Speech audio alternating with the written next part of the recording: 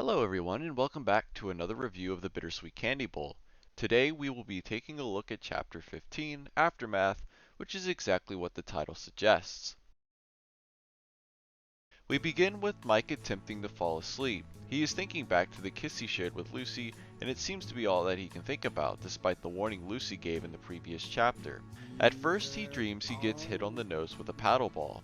Lucy wants to kiss it better. Next, he dreams he is relaxing under a tree when Lucy and Mistletoe suddenly appear. Finally, he is having a game of truth or dare when David dares Mike to kiss Lucy. After all that, he is able to drift asleep, but it's too late now as it's time to wake up for school. Mike goes to school yawning, and Daisy takes notice. Mike overhears Apollo talking to David about someone missing school because of mono, and Mike believes they were referring to his and Lucy's kiss. He lashes out, exclaiming that it wasn't him. It turns out Apollo was referring to a girl named Katie, and he calls Mike a pussy. Mike nervously digresses and says it must have been the head football guy. He ponders Lucy's absence, but she shows up just then, explaining that she overslept because Yashi had been having nightmares. Yashi doesn't take too kindly to this. Paulo flirts with Lucy in a classic Paulo fashion, and she responds smoothly with threats of physical violence. She says hi to Mike and he freezes up, lips locked in a pursed position. Yashi calls him out on this, prompting Mike to dash away to class. In class, Mike begins drifting off to sleep, once again thinking about Lucy's kiss. He wakes up when his teacher walks by and she asks what the answer to the equation is. She calls on Mike, who is half asleep, and Lucy whispers to him the answer. Mike says it out loud and it turns out to be correct. Later, Daisy is impressed with Mike's math skills and asks him how he solved it so fast.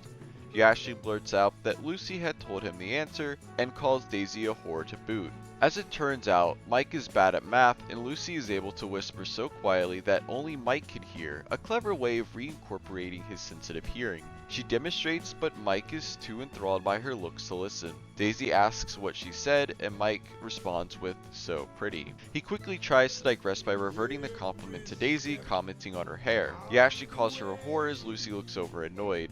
David pops in for a quick word. Mike tries to get the kiss out of his head when David comes up behind him asking if he'd like kisses, referring to the candy. Mike misunderstands and decks him immediately and apologizes when he realizes what he's done. Paulo thinks Mike is being a sussy baka and asks what's up. He says he's fine, but Paulo isn't buying it. Lucy chimes in saying he's picky and hates chocolates. He starts arguing with her about his complaining and goes back to his old self. Paulo and David leave them to their quarrel and Lucy asks if he is over it, referring to his infatuation with their kiss, and leaves. Mike concedes that Lucy is right. He's feeling like his old self and accidentally says out loud that he had wanted to make out with her. He is rewarded with a karate chop to the head as Lucy had overheard what he said.